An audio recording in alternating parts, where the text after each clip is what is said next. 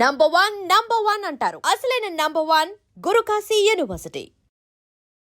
ఖమ్మం జిల్లాలో తీవ్ర విషాదకరమైనటువంటి ఇన్సిడెంట్ ఒకటి జరిగింది. యాక్చువల్లీ నిన్న ఒక 9 మంది చేపల వేట కోసము కట్టలేరు వాగుకి వెళ్ళినటువంటి పరిస్థితి. నిన్న మధ్యాహ్నం పూట చేపల వేట కోసమని వెళ్ళారు.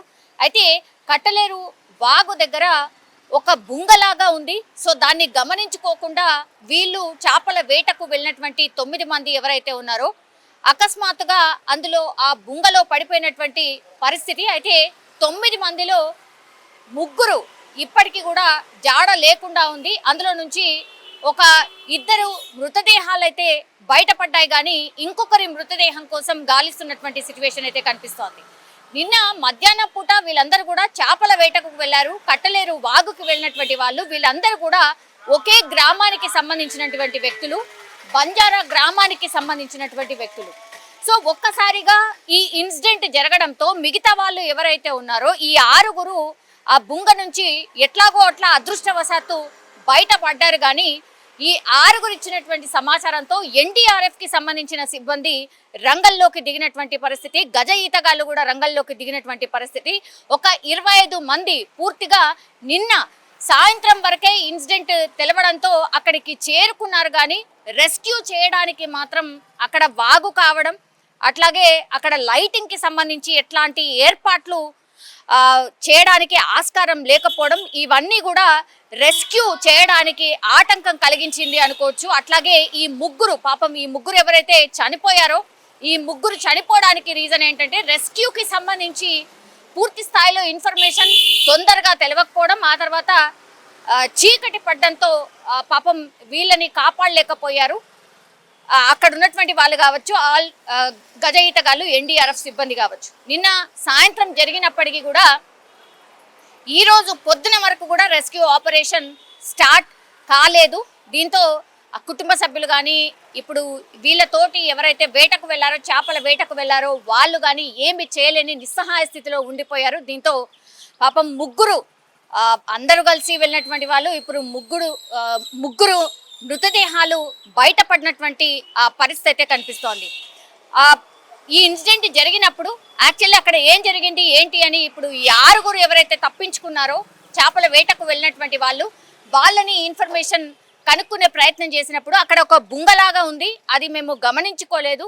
సో 3 ఎవరైతే ఇప్పుడు గల్లంత అయినటువంటి వాళ్ళు ఎవరైతే ఉన్నారో వాళ్ళు పూర్తిగా బుంగలో పడిపోయినటువంటి పరిస్థితి. మేము ఏమైనా చేద్దామన్నా కూడా మాకు ఎట్లాంటి ఆస్కారం లేకుండా పోయింది. అప్పటికి మేము శతవిధాల ట్రై చేద్దామని అనుకున్నాం, ఏం చేయొచ్చు ఏంది అని ఆలోచన చేసినప్పటికీ కూడా ఎక్కడ వాళ్ళ జాడ కనిపించలేదు.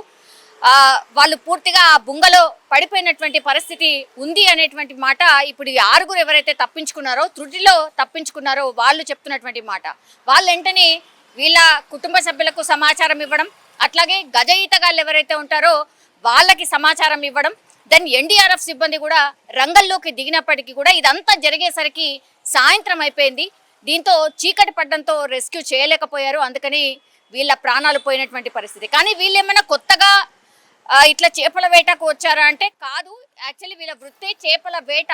సో అట్లాంటిది కొన్ని ఇయర్స్ ఆఫ్ ఎక్స్పీరియన్స్ ఉన్నప్పటికీ కూడా కొన్ని సందర్భాల్లో అట్లాగే వర్షాలు పడ్డటువంటి టైంలో ఇట్లా ఈ వాగులలో ఎక్కువ మట్టికి వాటర్ వస్తూ ఉంటాయి. అట్లాగే ఈ బుంగలు కూడా అప్పుడప్పుడు మనకు కనపడకుండా ఉంటాయి.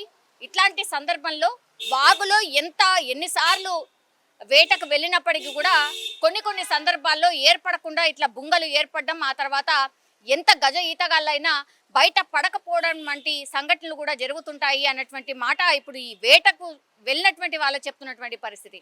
పాపం అందరూ కూడా వీళ్ళందరూ ఒకే జట్టుగా ఏర్పడి వాళ్ళు వేట కొనసాగిస్తారు. ఆ తర్వాత చేపలు పట్టిన తర్వాత వాళ్ళందరూ కూడా ఆ మార్కెట్కి వెళ్ళి ఎన్ని డబ్బులు వస్తాయి అన్ని డబ్బులు వాళ్ళు తీసుకొని వాళ్ళ జీవనాన్ని సాగిస్తున్నటువంటి పరిస్థితుల్లో ఒక్కసారిగా 3 చనిపోవడంతో వాళ్ళు కూడా విషాద ఛాయలో అలుముకున్నాయి అనుకోవచ్చు. అట్లాగే కుటుంబ సభ్యులు పాపం వాళ్ళ ఆధారం కూడా చేపల వేట మెయిన్ ఆధారం ఉంటుంది కాబట్టి వాళ్ళ కుటుంబ సభ్యులు కూడా కన్నీరు మున్నీరుగా విలపిస్తున్నటువంటి సిచ్యువేషన్ అయితే కనిపిస్తోంది. ఇందులో మునిగిపోయినటువంటి వాళ్ళ పేరు బుక్యా కోటి, బుక్యా సాయి అండ్ ఇంకొక వ్యక్తి కోసం అయితే ఇంకా కూడా గాలింపు చర్యలు ఇంకా కొనసాగుతున్నాయి. ఇద్దరు దొరికారు, ఇంకొక వ్యక్తి గల్లంతైనటువంటి పరిస్థితి ఉంది. సో ఈ ఇన్సిడెంట్ని బట్టి ఒకటి అర్థం చేసుకోవాల్సింది ఏంటి అని అంటే, ఎప్పుడైనా సరే వేటకు వెళ్ళేటటువంటి వాళ్ళు సో నదిలో ఇట్లా వెళ్ళే సమయంలో తగిన జాగ్రత్తలు తీసుకోకుంటే మాత్రం ఇట్లాంటి ఇన్సిడెంట్స్ కూడా జరుగుతాయి అన్నటువంటి మాట ఒకటి అర్థం చేసుకోవాల్సి ఉంటుంది. ఇంకోటి ఏంటంటే, ఈ వాటర్ ఫాల్స్ దగ్గర ఇట్లాంటి నదుల దగ్గర కూడా చాలా మంది ఈ మధ్య ఈత సరదా అనుకోండి, లేకపోతే హాలిడేస్ రాగానే ఏదో ఒక సైట్ సీయింగ్కి వెళ్ళేటటువంటి వాళ్ళు కూడా ఇట్లా మునిగిపోయి గల్లంతవుతున్న వాళ్ళ సంఖ్య ఈ మధ్య కాలంలో చాలా పెద్ద ఎత్తున పెరిగింది. కాబట్టి ఆఫీసర్స్ కూడా అదే చెప్తున్నారు, దయచేసి వాటర్ ఫాల్సో లేకపోతే ఇట్లా నదులు ఉన్నాయనో ఇష్టం వచ్చినట్టు వెళ్ళకండి.